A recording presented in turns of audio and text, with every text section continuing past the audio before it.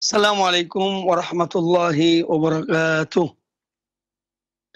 Innal hamdalillah nahmaduhu wa nasta'inuhu wa nastaghfiruh wa na'udzu billahi min shururi anfusina wa min sayyiati a'malina. May yahdihillahu fala mudilla lahu wa man yudlil fala hadiya lahu. Asyhadu an la ilaha illallah wahdahu la syarika lahu wa asyhadu anna Muhammadan abduhu wa rasuluh. يا أيها الذين آمنوا اتقوا الله حق تقاته ولا تموتن إلا وأنتم مسلمون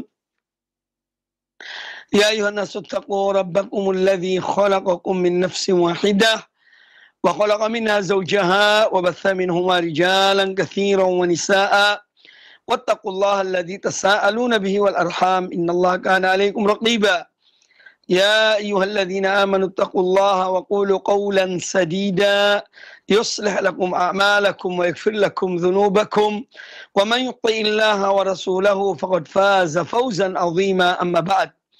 Kaum muslimin dan kaum muslimat, para pemirsa dan para pendengar televisi dan radio Raja dimanapun Anda berada, semoga senantiasa dirahmati Allah subhanahu wa ta'ala. Alhamdulillah, pada kesempatan yang baik ini kita kembali dipertemukan oleh Allah subhanahu wa ta'ala dalam kajian rutin tentang hadis-hadis Nabi sallallahu alaihi wasallam dari kitab Riyadhus Shalihin min kalami Sayyidil Mursalin sallallahu alaihi wa alihi wasallam. Pembahasan kita insyaallah taala yaitu tentang larangan berpuasa sehari sebelum masuknya bulan Ramadan, kecuali kalau seseorang itu memang terbiasa berpuasa sunnah, ya, atau ada puasa wajib yang memang dia lakukan, maka ini adalah sebagai pengecualian. Kita dianjurkan, ya, di antara hal-hal yang dianjurkan di bulan Sya'ban menjelang bulan Ramadan adalah memperbanyak berpuasa sunnah. Hanya saja kalau seorang tidak terbiasa berpuasa, ya, maka jika bulan Sya'ban telah memasuki bagian kedua, pertengahan kedua dari bulan Sya'ban, sekitar tanggal 15 atau 16 Sya'ban, jika telah masuk bulan pertengahan kedua dari bulan Sya'ban, maka seorang yang tidak biasa berpuasa itu dilarang berpuasa. Adapun orang yang memang terbiasa berpuasa sunnah, seperti dia orang yang sering berpuasa Daud atau puasa Senin dan Kemis, maka tidak mengapa dia berpuasa sebagaimana biasanya setelah masuknya pertengahan kedua dari bulan Sya'ban. Nah, sekarang kita akan menguraikan atau mendengar hadis-hadis Nabi sallallahu alaihi wasallam di dalam bab ini. Qala al-Imam An-Nawawi rahimahullah taala, an Abi Hurairah radhiyallahu anhu anin Nabi sallallahu alaihi wasallam qala, dari Abu Hurairah radhiyallahu an, dari Nabi sallallahu alaihi wasallam, beliau bersabda, la yataqaddamanna ahadukum ramadana bi shaumi yaumin aw yaumaini illa an yakuna rajulun kana yasumu shaumahu falyasum dzalikal yaumi. Hadis muttafaqun alaih, dikeluarkan oleh Imam Bukhari dan Imam Muslim. Nabi alaihi salatu wassalam bersabda, janganlah sekali-kali salah seorang di antara kalian mendahului puasa sehari atau 2 hari menjelang Ramadan, kecuali kalau seseorang yang memang dia terbiasa berpuasa, ya, atau dia ada kewajiban berpuasa, maka silahkan dia berpuasa pada hari tersebut.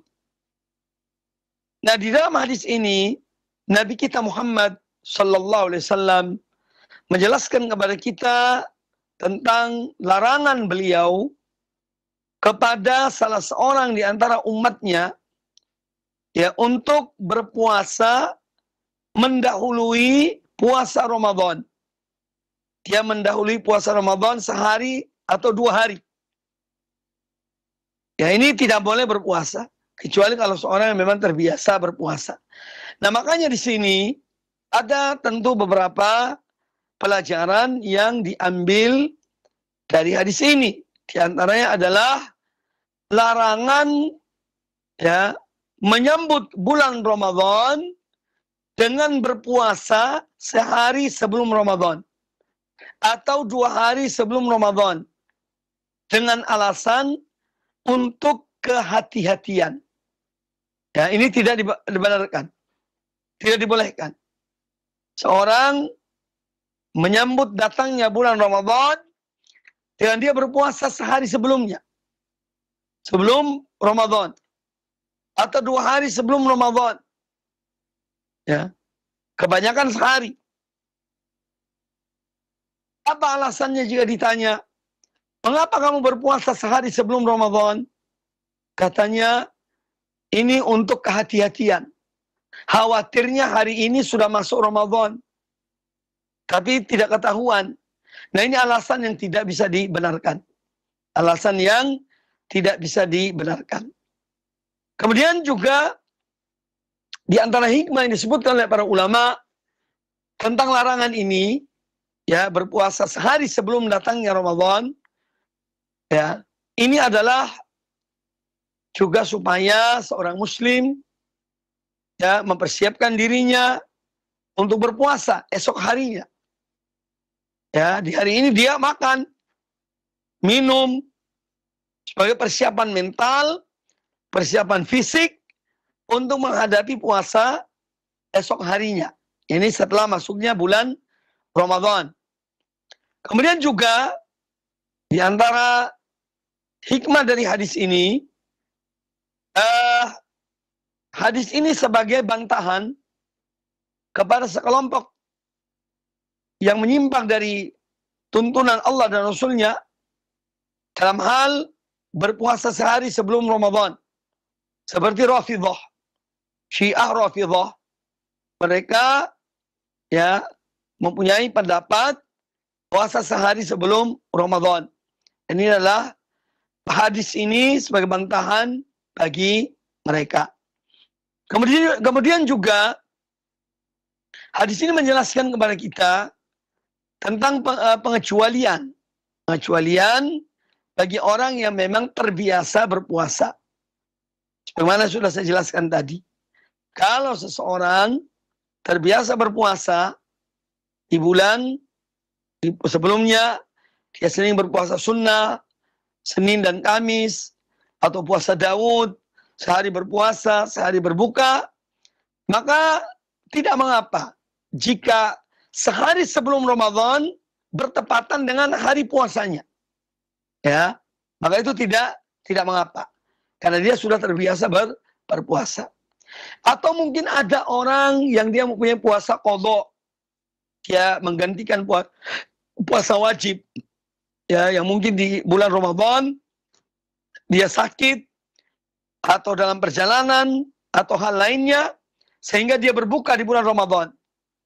Ya, dan dia menggantikan puasa itu sampai di bulan Sya'ban misalnya. Ya, dan bertepatan dengan sehari sebelum Ramadan dia masih punya tanggungan dari puasa yang dia tinggalkan di bulan Ramadan. Maka tidak mengapa dia berpuasa. Kalau itu puasa wajib atau mungkin puasa nadar, dia bernadar, ya, kemudian dia melakukan nadarnya, maka ini insya Allah tidak mengapa. Tapi kalau seorang dengan sengaja menjelang masuknya bulan Ramadan, sehari sebelumnya dia berpuasa dengan alasan ikhtiyat, ya ini untuk kehati-hatian, ya maka ini tidak dibenarkan. Kemudian hadis yang berikutnya, qala al-Imam An-Nawawi rahimahullah ta'ala. Wa an Ibn Abbas radhiyallahu anhuma, dari Abdullah bin Abbas radhiyallahu anhuma beliau berkata, qala Rasulullah sallallahu alaihi wasallam, Rasulullah sallallahu alaihi wasallam bersabda, la tasumu qabla Ramadan, jangan kalian berpuasa sebelum Ramadan. Sumu li ru'yatihi wa aftiru li ru'yatihi, berpuasalah kalian ya karena melihat hilal bulan Ramadan, dan berbukalah kalian, beridul fitrilah kalian karena melihat hilal bulan Syawal. Fa in halat dunahu ghayayatun, apabila awan menutupi hilal, kalian tidak bisa melihat hilal, fa akmilu 30 yauman, maka sempurnakanlah menjadi 30 hari. Ini namanya al-istiqmal atau istiqmal syahri Sya'ban 30 yauman, atau istiqmal syahri Ramadan 30 yauman. Jadi kata Nabi alaihi salatu wassalam, kalau seandainya ya pada tanggal 29 Sya'ban, ketika orang-orang pada melihat hilal, berusaha untuk melihat hilal, ternyata ada awan ya, yang menutupi hilal, atau mungkin ada karena memang belum kelihatan ya, maka sempurnakanlah bulan Sya'ban 30 hari. Ya, kalau bulan Sya'ban sudah terpenuhi 30 hari, maka esok harinya adalah bulan Ramadan. Baru kemudian puasa Ramadan. Demikian pula ketika berpuasa di bulan Ramadan. Kapan seorang berhari raya? Ya dilihat. Tatkala tanggal 29 Ramadan, ya, kaum muslimin dan para ahli pada berupaya untuk melihat hilal bulan sabit Syawal. Ternyata tanggal 29 itu belum kelihatan bulan sabit Syawal. Maka kita diperintahkan untuk menyempurnakan bulan Ramadan menjadi 30 hari. Artinya keesokan harinya harus berpuasa lagi. Nanti setelah itu baru kemudian beridul fitri. Nah ini atau hadis ini juga menjelaskan kepada kita tentang ru'yatul hilal yang kita diperintahkan oleh Nabi SAW supaya kaum muslimin yang mengikuti atau melihat hilal ya, terutama pada menjelang akhir bulan, supaya betul-betul mengetahui ya masuknya bulan berikutnya. Kalau sudah muncul hilal berarti sudah masuk bulan berikutnya. Kalau masih belum kelihatan atau karena tertutup awan, maka digenapkan menjadi 30 hari.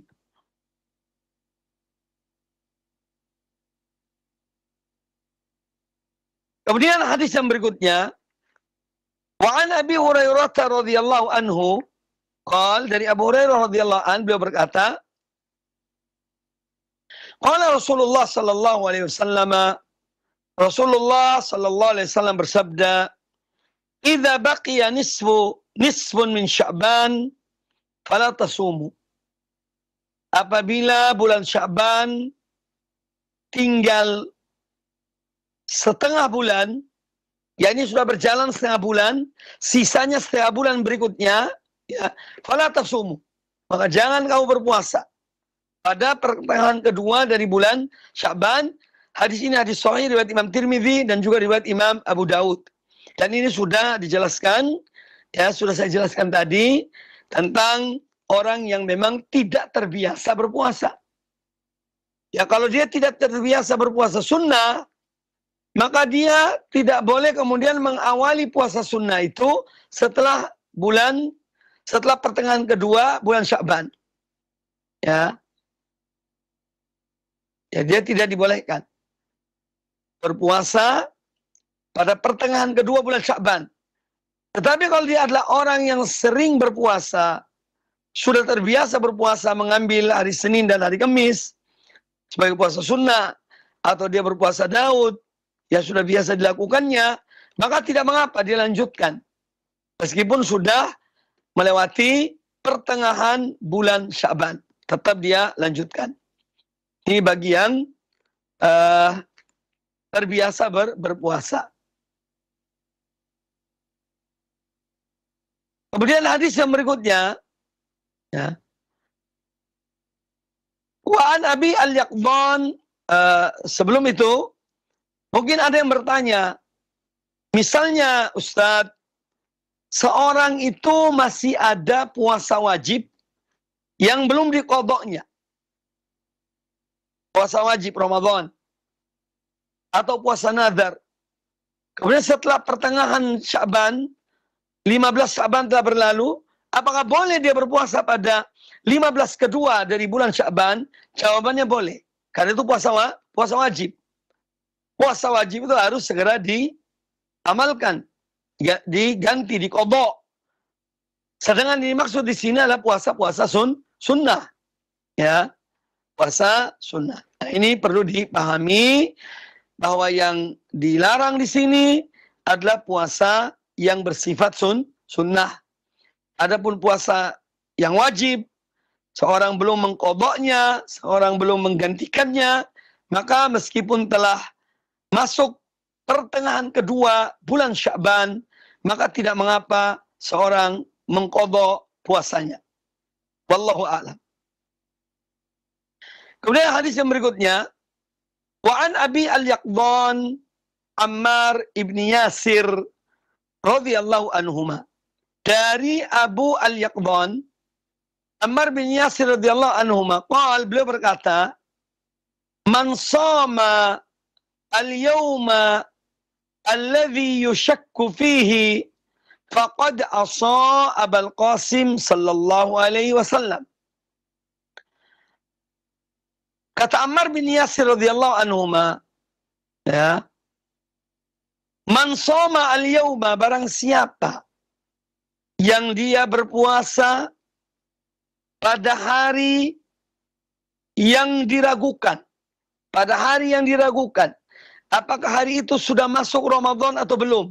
Ini pada akhir bulan Sya'ban. Barang siapa berpuasa pada hari itu, faqad asa Abul Qasim sallallahu alaihi wasallam, berarti dia telah durhaka, telah bermaksiat kepada Rasulullah sallallahu alaihi wasallam. Hadis riwayat Imam Abu Daud dan Imam At-Tirmidzi. Karena di sini hadis yang baik sanadnya.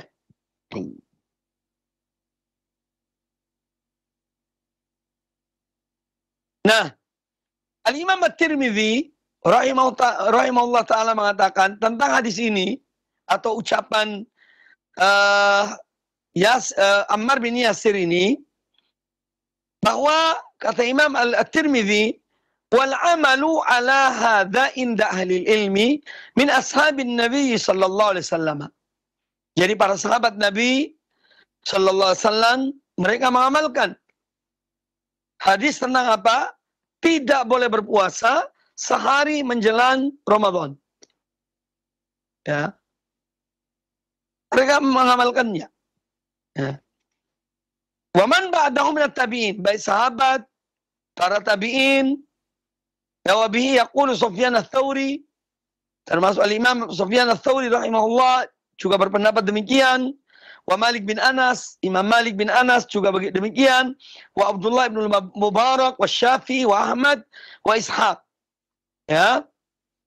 Demikian pula Abdullah bin Mubarak, ya, al-Imam Syafi'i, Imam Ahmad bin Hanbal, dan Ishaq bin Rahawai, karihu an yasuma ar-rajul al-yawm alladhi yushakku fihi. Mereka semua memakruhkan berpuasa sehari sebelum Ramadan, hari yang diragukan. Apakah sudah masuk Ramadan atau belum? Ya. Wa ra'a aktsaruhum in samahu fakana min syahr Ramadan, ya, an yaqdiya yawman makanahu. Bahkan mereka berpendapat, in samahu fakana min syahr Ramadan, an yaqdiya yawman makanahu. Kalau orang itu berpuasa, dia berpuasa sehari sebelum Ramadan. Ya, dia berpuasa sehari sebelum Ramadan. Ya. Kemudian ternyata hari itu yang dia berpuasa sudah masuk Ramadan, maka dia harus mengqadha puasanya.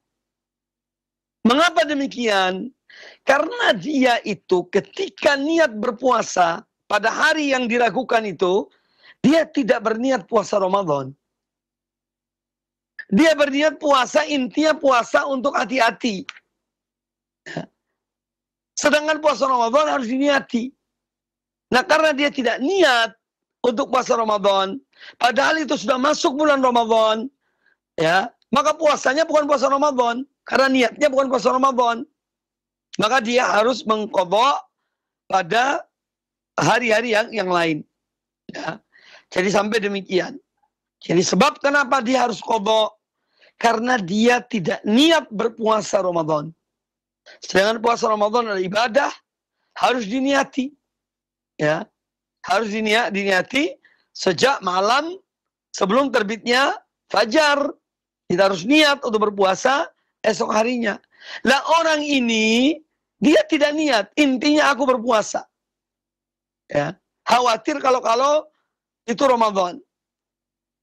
Sedangkan puasa Ramadan wajib niat. Nah, maka dari itu mereka para ulama, sebagian ulama mengatakan dia wajib mengqadha puasanya. Baik. Kemudian hadis ini juga menjelaskan kepada kita tentang dilarangnya, bahkan sebagian ulama mengharamkan berpuasa di hari yang diragukan. Ya, dilarang. Kecuali puasa yang terbiasa dia lakukan. Sudah dijelaskan tadi. Itu sangat jelas. Jadi ketika Ammar bin Yasir mengatakan dalam ucapan ini bahwa barang siapa yang berpuasa sehari sebelum Ramadan, barang siapa yang berpuasa di hari yang diragukan, berarti dia telah durhaka kepada Nabi alaihissalam, kepada Abul Qasim. Ya, ini menunjukkan bahwa puasa di hari tersebut adalah hukumnya haram. Karena para sahabat itu kalau berbicara itu bukan dari kepalanya, ya, tapi mereka berbicara ada landasannya. Ya, ini kemungkinan besar dari Nabi Sallallahu Alaihi Wasallam. Baik, kita lanjutkan. Bab ma yuqalu inda ru'yatil hilal. Bab tentang apa yang seyogianya diucapkan ketika melihat hilal atau ketika hilal telah muncul. Karena tidak setiap orang melihat hilal. Hanya sebagian orang yang melihat hilal dengan mata kepalanya. Adapun kebanyakan kaum muslimin hanya mendengar berita bahwa telah kelihatan hilal bulan Ramadan. Nah, ini jika seseorang melihat hilal atau mendengar bahwa hilal telah muncul, maka apa yang seyogianya dia mengucapkan. Babu ma yuqalu inda ru'yatil hilal. Bab tentang apa yang diucapkan ketika melihat hilal. Kata Imam An-Nawawi rahimahullah ta'ala, an Talha bin Ubaidillah radhiyallahu anhu, anna Nabi sallallahu alaihi wasallam, dari Talha bin Ubaidillah radhiyallahu an, beliau berkata bahwa Nabi sallallahu alaihi wasallam kana idza ra'al hilal, beliau itu dahulu kalau melihat hilal, beliau berdoa dengan doa di bawah ini. Allahumma ahillahu alaina bil amni wal iman wassalamati wal islam Rabbi wa rabbuka Allah hilalu rushdin wa khairin. Hadis riwayat Imam At-Tirmidzi wa qala hadithun hasan. Nah, hadis ini adalah hadis yang hasan, ya, kecuali kalimat terakhir. Hilalu rushdin wa khairin. Ini lemah riwayatnya. Tapi kalau yang sebelumnya benar. Allahumma ahillahu alaina bil amni wal iman was salamati wal islam. Rabbi wa rabbuka Allah. Jadi sampai di situ. Ya. Disebutkan di sini tentang doa ini, yaitu Allahumma ya Allah, ahillahu alaina bil amni wal iman. Yani semoga engkau jadikan dengan munculnya hilal tersebut, engkau berikan kepada kami keamanan dan keimanan. Aman dan iman. Wassalamah wal islam. Dan semoga engkau berikan kepada kami keselamatan. Dan engkau anugerahkan kepada kami Islam. Islam yang benar. Rabbi wa rabbuka Allah. Rabbku, Tuhanku dan Tuhanmu adalah Allah.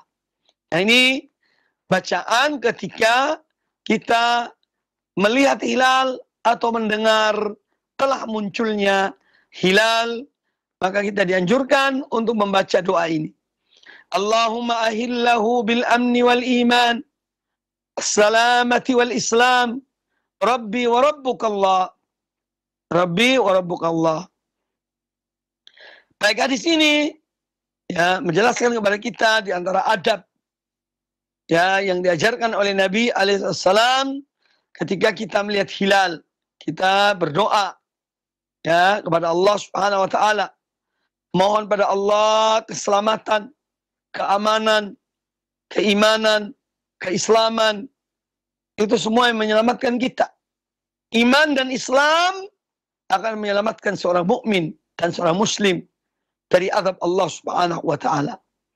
Maka satu nikmat yang terbesar yang Allah berikan kepada seorang hamba adalah dia beriman kepada Allah dan beriman pada Rasulnya, Nabi kita Muhammad sallallahu alaihi wasallam. Ya, oleh karena itu kita harus ridha. Raditu billahi rabban wa bil islami dinan wa bi Muhammadin sallallahu alaihi wasallam nabiyan.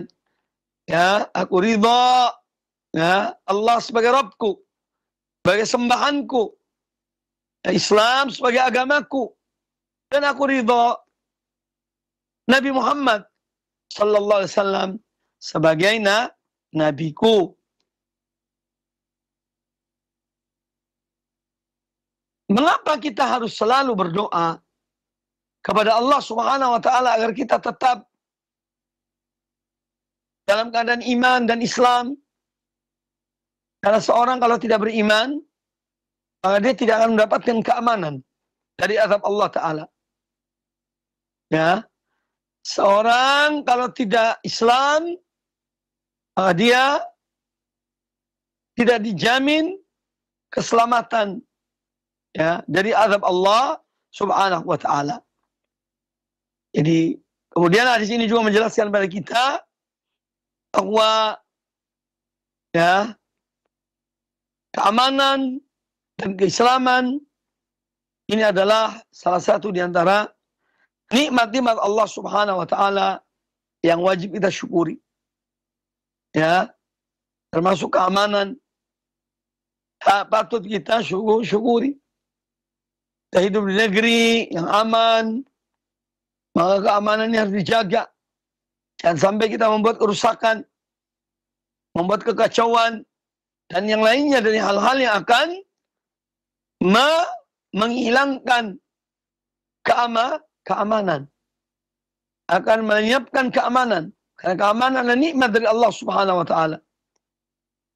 Maka kita menjaga keamanan itu, apalagi kalau seorang mukmin tentu dia ingin selamat, mendapatkan keamanan di dunia dan di akhirat. Kemudian doa yang dibaca, kalau mungkin ada yang bertanya tentang melihat hilal itu, apakah hanya hilal Ramadan? Jawabannya tidak.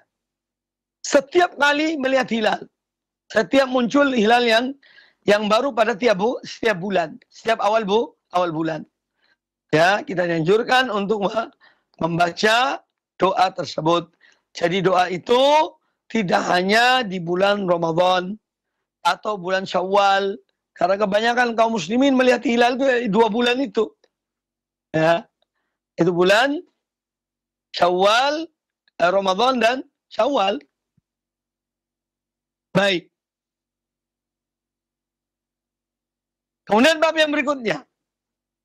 Babu fadlis sahur wa ta'khiruhu malam yukhsha tulu'ul fajar.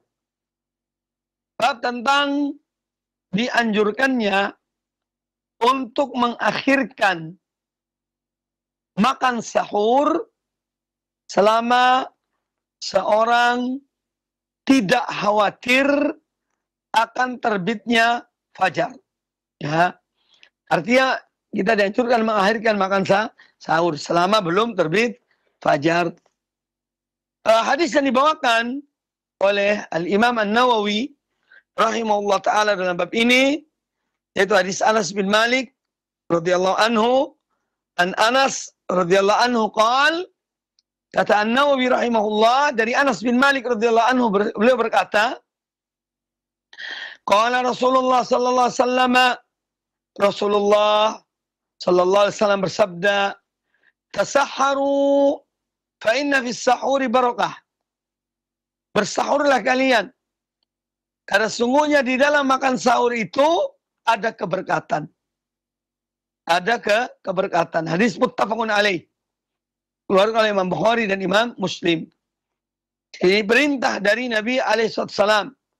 Kita dianjurkan oleh beliau untuk makan sahur. Ya. Untuk makan sahur. Dan jangan menyia-nyiakan, menggampangkan ya masalah makan sahur ini. Karena makan sahur itu banyak manfaatnya. Pertama, Rasulullah sallallahu alaihi wasallam menyebutkan dalam hadis ini bahwa makan sahur itu adalah makanan yang berkah. Jadi makan sahur itu, ya kalau soal makan nasi ya dengan lauknya atau yang lainnya, makanan itu penuh keberkatan. Kemudian yang kedua di antara hikmah dari makan sahur, kita melaksanakan perintah Nabi alaihissalam. Berarti kita telah melaksanakan perintah beliau. Beliau mengatakan, tasaharu. Berarti kita taat pada beliau. Dan orang yang taat pada Rasulullah SAW, dia akan selamat. Kemudian yang ketiga, hikmah dari makan sahur itu adalah untuk memperkuat fisik. Ya. Makanya dianjurkan diakhirkan. Ya, bukan jam 12 malam, jam 11 malam mau tidur makan. Ya. Setelah itu nanti adzan subuh baru bangun. Nah, itu kan jarak makannya jauh dengan jarak permulaan puasa. Maka dari itu dianjurkan diakhirkan makan sahur itu. Kira-kira setengah jam sebelum adzan subuh atau 45 menit sebelum adzan subuh kita makan sahur. Ya, sehingga fisik akan lebih kuat dalam menjalankan puasa. Ini baik puasa sunnah maupun puasa wajib. Tetap dianjurkan makan sahur dan diakhirkan makan sahur itu menjelang yakni subuh.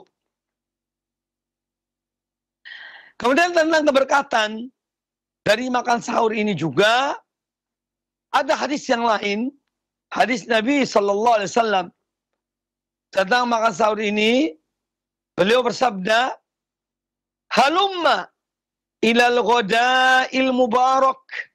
Ayo kemarilah kepada makanan yang penuh keberkatan. Jadi makanan sahur itu adalah makanan yang penuh keberkatan. Oleh karena itu makanlah sahur. Jangan sampai tidak makan sahur.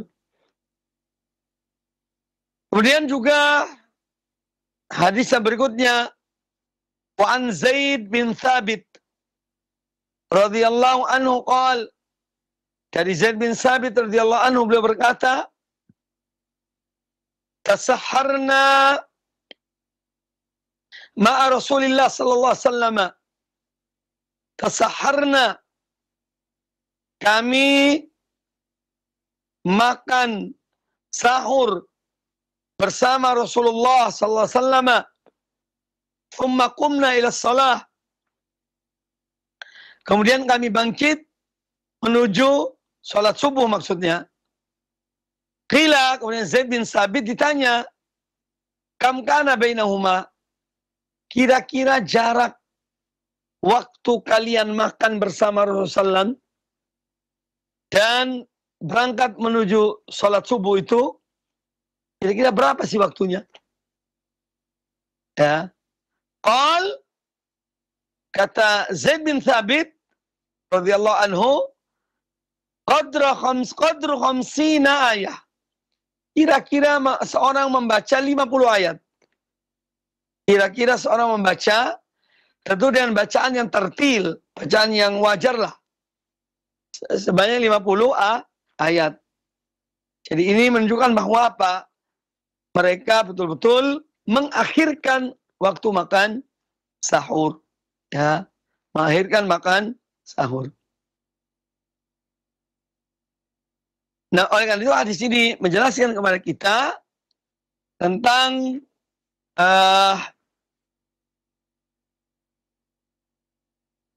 pelajaran diambil hadis ini diantaranya adalah dianjurkannya mengakhirkan makan sahur. Karena salah satu hikmah dari makan sahur adalah, tujuan dari makan sahur adalah untuk memperkuat fisik ketika berpuasa. Ya. Nah, ini kalau diakhirkan akan lebih berfungsi. Lebih tepat dengan tujuannya. Supaya menguatkan fisik dalam berpuasa. Kemudian juga hadis ini menjelaskan kepada kita tentang keutamaan para sahabat, diantaranya Zaid bin Thabit radhiyallahu anhu, yang mana mereka atau beliau makan bersama dengan Nabi sallallahu alaihi wasallam ketika makan sahur. Kemudian juga hadis ini menjelaskan kepada kita bolehnya sahur bersama. Nah, sekarang yang terkenal kan buka bersama. Ya, di mana bukber, ya. Acara bukber, buka bersama. Dan misalnya sahur bersama boleh apa tidak? Jawabannya boleh. Ya. Tidak dilarang. Jadi tidak hanya bukber, kalaupun ada yang ingin ya mengundang beberapa temannya ya ketika makan sahur, maka ini termasuk hal yang dibolehkan. Ya, dan dijalankan oleh Nabi alaihissalam bersama sahabat beliau. Ya, kemudian hadis ini juga menjelaskan kepada kita tentang adab-adab para sahabat radhiyallahu anhum, yang disebutkan di sini tentang ungkapan Zaid bin Thabit radhiyallahu anhu, yang mana beliau mengatakan tasaharna ma'a Rasulillah SAW. Kami bersahur bersama. Kami makan sahur bersama Rasulullah sallallahu alaihi wasallam. Ya. Ini lafaz yang indah yang menunjukkan akhlak dan kesopanan di dalam mengungkapkan satu ungkapan atau satu pembicaraan. Kemudian hadis yang berikutnya, di antara hadis yang dibawakan oleh Imam Nawawi rahimahullah, An Ibni Umar radhiyallahu anhuma, dari Abdullah bin Umar Ibnu Khattab radhiyallahu anhuma, qal, beliau berkata, kana li Rasulillah sallallahu alaihi wasallam muadzinan, bahwa dahulu Rasulullah sallallahu alaihi wasallam itu mempunyai dua orang muadzin. Yang pertama adalah Bilal, yang kedua adalah Abdullah ibnu Ummi Maktum. Ya, Bilal, kita mengenal beliau, ya, siapa beliau, dan Abdullah ibnu Ummi Maktum seorang yang buta, Ya, Abdullah bin Ummi Maktum seorang buta. Ya, ketika di Madinah dia termasuk muadzin. Termasuk muadzin yang mengumandangkan azan saat masuknya waktu sholat. Faqala Rasulullah sallallahu alaihi wasallam, kata Abdullah bin Umar, dahulu Rasulullah sallallahu alaihi wasallam punya dua muadzin, dua orang yang mengumandangkan azan, Bilal dan Ibnu Ummi Maktum. Faqala Rasulullah sallallahu alaihi wasallam, maka Rasulullah SAW bersabda, Inna Bilalan yu'adzinu bilailin. Sesungguhnya Bilal itu mengumandangkan azan di malam hari, di tengah malam. Fakulu washrabu. Maka ketika kalian mendengar azannya Bilal, makanlah dan minumlah. Hatta yu'adzina Ibnu Ummi Maktum, sampai Abdullah Ibnu Ummi Maktum mengumandangkan azan. Ini azan kedua. Ya. Walam yakun bainahuma illa an yanzila hadha wa yarqa hadha. Dan jarak azan antara Bilal dan Abdullah Ibnu Ummi Maktum itu tidak jauh waktu azan mereka. Makanya kalau kita pergi ke Saudi Arabia misalnya, itu berlaku 2 kali azan di waktu subuh itu berlaku. Biasanya azan pertama itu 1 jam sebelum azan yang kedua. Ya, 1 jam sebelum azan yang kedua. Jadi di beberapa negeri kaum muslimin memang ada sebagian yang atau di sebagian negara muslim, negeri muslim itu ada azan subuhnya itu 2 kali. Ya, dan itu tidak mengapa. Itu tidak mengapa. Ya, azan subuh 2 kali. Azan di malam waktu subuh itu 2 kali. Sebelum masuk waktu dan sesudah masuk waktu. Nah, hikmah dari azan pertama di waktu subuh itu adalah untuk membangunkan orang yang tertidur, ya, orang yang ingin sholat, orang yang ingin makan sahur. Ya, kalau sudah mendengar azan pertama mereka bangun. Ya. Kata Nabi alaihissalam, jadi apabila kalian mendengar azan Bilal itu, kalau kalian telah mendengar azan Bilal, maka makanlah dan minumlah sampai kalian mendengar azan Abdullah Ibnu Ummi Maktum. Ya, jadi sebagaimana saya jelaskan tadi bahwa di beberapa negara muslim azannya 2 kali di waktu pagi. Ya, yang azan pertama belum masuk waktu subuh, itu sebagai persiapan bagi yang sahur-sahur, bagi yang sholat tahajud dan yang lainnya. Ya. Sampai masuk azannya Abdullah bin Ummi Maktum dahulu sama Nabi, baru berhenti makan. Ya, ini azan kedua itu adalah sebagai tanda ya bahwa itu sudah masuk waktu subuh. Dan juga disebutkan bahwa tentang munculnya fajar, ada 2 fajar. Ada fajar kadzib dan ada fajar shadiq. Fajar kadzib itu artinya belum masuk waktu subuh. Fajar shadiq itu yang sudah menunjukkan masuknya waktu subuh. Ya.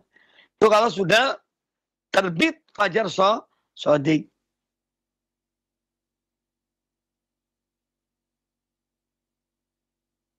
Baik.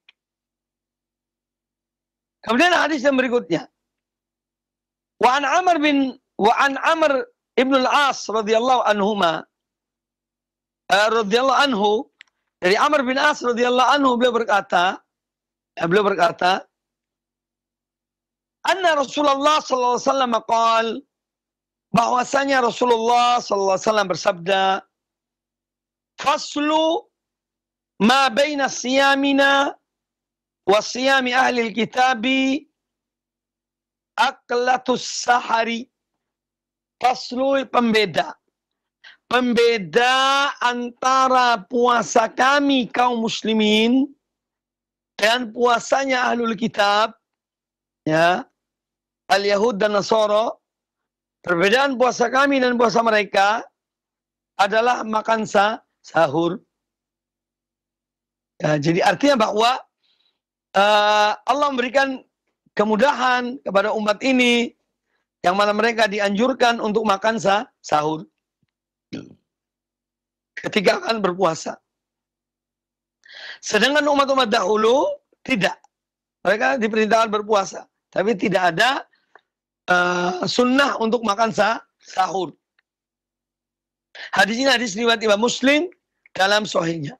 Dan ini juga menunjukkan bahwa memang kita dianjurkan, diperintahkan untuk menyelisihi ahlul kitab. Dan dianjurkan untuk menyelisihi ahlul kitab, jadi tidak menyerupai ahlul kitab. Ya. Dalam semua aspek, baik itu ibadah ataupun berpakaian, ya, dalam akidah jelas berbeda, dalam akhlak, perilaku, ya, juga seyogyanya tidak menyerupai ahlul kitab. Baik itu mungkin yang dapat disampaikan pada kesempatan yang baik ini. Insya Allah pada pertemuan yang akan datang, kita masuki bab yang berikutnya. Babu fadli ta'jilil fitr. Bab dianjurkannya bersegera dalam berbuka puasa. Segera dalam berbuka puasa. Baik. Insya Allah nanti akan kita bacakan pada waktunya dan pada saatnya. Demikian kajian kita pada kesempatan yang baik ini. Semoga Allah SWT menganugerahkan kepada kita ilmu yang bermanfaat dan amal yang soleh. Aku qouli hadza wallahu ta'ala a'lam. Jazakallahu khairan, barakallahu fikum Ustaz atas penyampaian materi yang sangat bermanfaat di kesempatan ini berkaitan dengan hadis-hadis seputar bulan Ramadan. Nah, ikhwati Islam wajazakumullah, silakan bagi Anda yang ingin bertanya. Untuk pertanyaan pertama kita coba angkat di line telepon. Silakan. Ya. Assalamualaikum warahmatullahi wabarakatuh. Waalaikumsalam warahmatullahi wabarakatuh. Dengan Bapak siapa di mana? Pak Junaidi di Pandeglang. Ya, silakan Pak Junaidi, langsung ke pertanyaannya. Saya mau nanya ini apa? Tadi niat kan mau berpuasa gitu. Iya. Ternyata enggak, niat itu kan ternyata besoknya harus puasa gitu, sedangkan niat hari ini, sedang hari ini gitu belum apa waktunya gitu, sedangkan niat ini tadi kata Pak Ustadz harus dikodok gitu. Nah, bagaimana saudara kita gitu yang menentukan pakai hisab? Jadi kalau yang saya lihat itu Pak, halo? Iya, silakan Pak. Yang pakai hisab itu ya udah katanya 5 tahun juga udah bisa ditentukan katanya. Yeah. Ditentukan. Jadi kalau saya itu agak ragu-ragu apa yang ini yang itu. Jadi baik. Kalau yang hisab itu udah ditentukan katanya gerhana bulan terus apa jadwal sholat. Baik. Baik, terputus kedaluarsa, tapi kita sudah bisa menangkap inti yang ditanyakan berkaitan dengan bagaimana memulai puasa, apakah dengan hisab ataukah dengan melihat hilal. Silakan Ustaz. Baik kaum muslimin, kaum muslimat rahimakumullah, terutama Bapak yang bertanya tadi, ya, bahwa memang semenjak dahulu zaman para sahabat, tabi'in dan orang-orang yang mengikuti mereka dengan baik, itu penetapan puasa itu adalah atau Idul Fitri adalah dengan ru'yatul hilal. Berdasarkan hadis Nabi sallallahu alaihi wasallam, sumu li ru'yatihi wa aftiru li ru'yatihi. Berpuasalah kalian karena melihat hilal Ramadan dan berbukalah karena melihat hilal Syawal. Ini sudah dijalankan oleh kaum muslimin. Kemudian memang ada perbedaan di kalangan ulama setelah sebagian ada yang berijtihad tentang penggunaan hisab. Tidak bisa dipungkiri dalam kitab-kitab para ulama ada masalah ini. Ya, tapi tentu kita ya sebagai seorang muslim yang juga ada penguasanya, ada pemerintahnya, ada bidang-bidangnya masing-masing, maka tentu lebih tepat ketika kita mengikuti apa yang diputuskan oleh yang berwenang. Ya. Kalau yang berwenang memutuskan hari ini berpuasa atau besok berpuasa, kita berpuasa. Ya. Sehingga kemudian tidak ditentukan jauh hari sebelumnya. Adapun hisab bukan tidak bermanfaat. Hisab itu ada manfaatnya. Di antara manfaat dari hisab adalah yaitu untuk menghitung, untuk membantu ru'yatul hilal, membantu melihat hilal. Itu permasalahannya. Ya, karena memang nas hadis itu berpuasalah karena melihat hilal. Otomatis kalau hilal tidak dilihat, maka tidak ada kewajiban untuk berpuasa. Entah tidak dilihat itu karena awan yang menutupinya, atau tidak dilihat karena memang tidak bisa dilihat. Karena mungkin baru 1 derajat, 2 derajat di atas ufuk. Ya.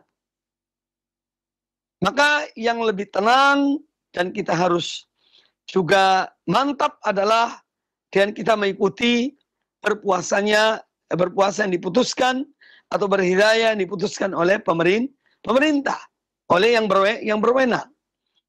Karena puasa ini adalah kebersamaan, ibadah puasa, ibadah ya Idul Fitri, Idul Adha, ini adalah ibadah-ibadah yang berkaitan dengan ibadah manusia dalam jumlah banyak, bukan perorangan. Maka dari itu, apa yang diputuskan oleh yang berwenang dari umat ini, sebaiknya kita mengikuti itu. Ya. Makanya kita sejak dulu terjadi perpecahan, terjadi perbedaan, ya, karena masing-masing mempunyai pendapat sendiri.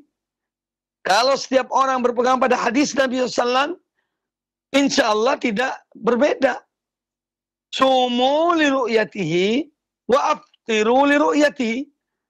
Berpuasalah karena melihat hilal Ramadan, dan berbukalah karena melihat hilal Syawal. Kalau hilal itu tertutup, tidak kelihatan, entah karena awan, atau karena memang mata ini tidak bisa melihat, karena masih rendah, ya, maka sempurnakanlah puasa Ramadan menjadi 30 hari, atau bulan Sya'ban menjadi 30 hari. Nah itulah, apabila umat ini kembali kepada hadis Nabi SAW, ya, berpegang padanya, insya Allah tidak akan terjadi perpecahan, perbedaan, ya. Nah, oleh karena itu kami tetap anjurkan, ya, kepada Bapak yang bertanya tidak usah ragu, ya. Jadi kita mengikuti apa yang disebutkan oleh hadis Nabi SAW, yaitu ru'yatul hilal, melihat hilal. Ya, dengan kita pun ya tidak bisa menghalangi mereka yang juga menggunakan hisab. Tapi kalau ditanya, ya, mana yang lebih dekat dengan sunnah Rasulullah SAW, yaitu yang mengikuti hilal. Karena memang kita diperintahkan oleh nas hadis yang kita bacakan tadi, ya, aftiru li ru'yatihi, sumu li ru'yatihi, wa aftiru li ru'yatihi. Berpuasalah karena melihat hilal, dan berbukalah karena melihat hilal. Kalau seandainya terjadi tidak kelihatan hilal itu, maka sempurnakan, ya, maka sempurnakanlah bulan Sya'ban menjadi 30 hari, atau bulan Ramadan menjadi 30 hari. Ini jalan keluar yang terbaik sebetulnya, ya. Wallahu taala a'lam. Nah, jazakallahu khairan, barakallahu fikum Ustaz atas jawaban yang disampaikan, semoga bermanfaat untuk penanya. Kita beralih ke pertanyaan melalui pesan singkat di kesempatan ini dari Umu Thorik di Warung Jambu Bogor.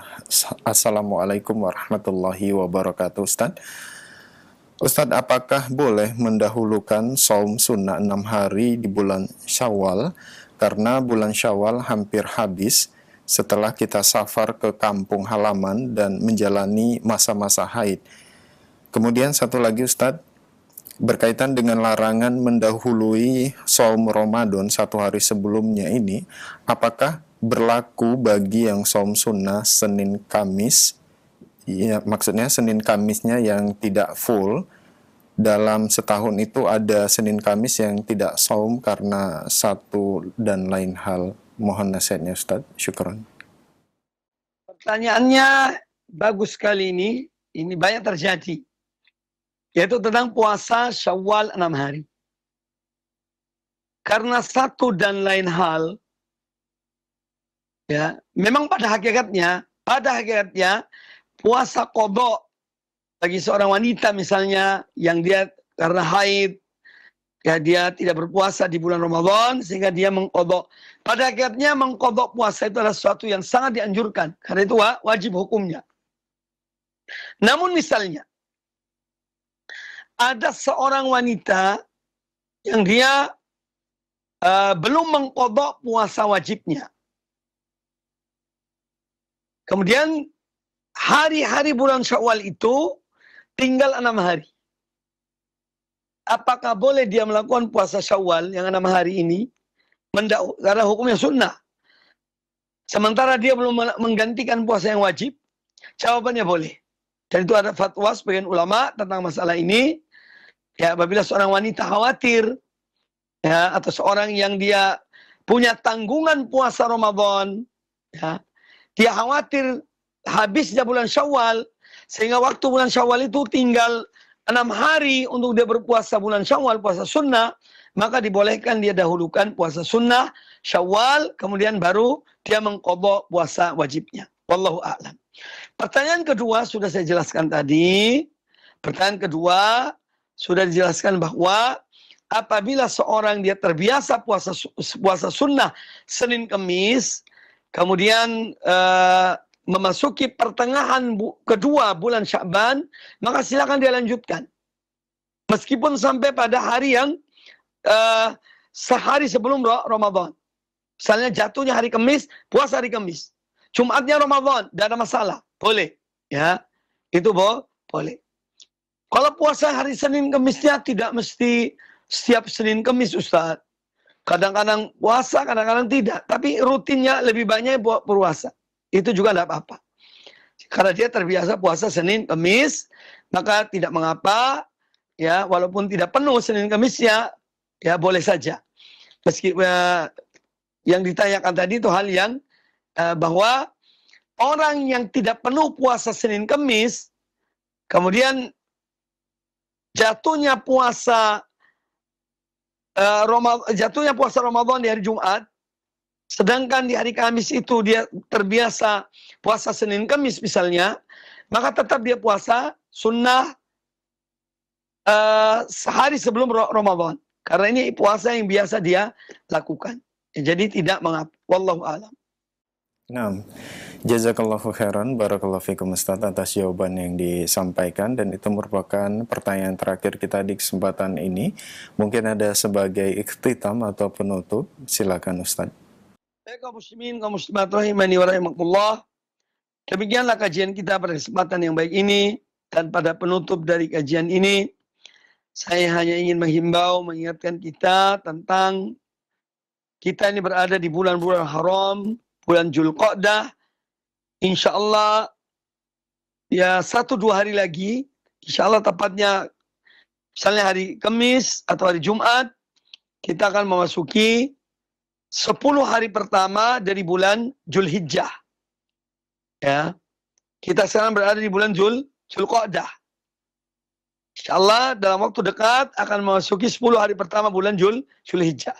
Maka kita dianjurkan sekali untuk memperbanyak amal-amal kebaikan, amal-amal soleh, karena tiada amal yang lebih dicintai oleh Allah Ta'ala untuk dikerjakannya, ya, seperti amal-amal soleh yang dikerjakan pada 10 hari pertama bulan Dzulhijjah. Semoga Allah Subhanahu wa taala memberikan kepada kita taufik, hidayah dan inayahnya ya, supaya kita diberikan kekuatan untuk memperbanyak amal soleh, amal kebaikan pada musim-musim kebaikan itu. Ya, salah satunya adalah 10 hari pertama dari bulan Dzulhijjah.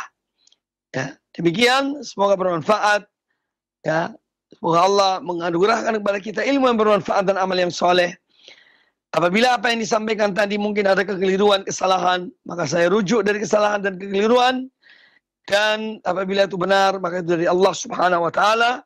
Semoga ilmu kita bermanfaat ya, dan semoga kita diberikan kekuatan untuk mengamalkan ilmu yang kita peroleh. Demikian, jazakumullah khairan. Kami aturkan jazakumullah khairan pada semua pendengar dan pemirsa serta semua yang ikut andil di dalam kajian dan pembahasan ini. Semoga Allah menjadikan sebagai amal yang bermanfaat, amal jariah. Demikian aku qouli hadza wa jazakumullah khairan.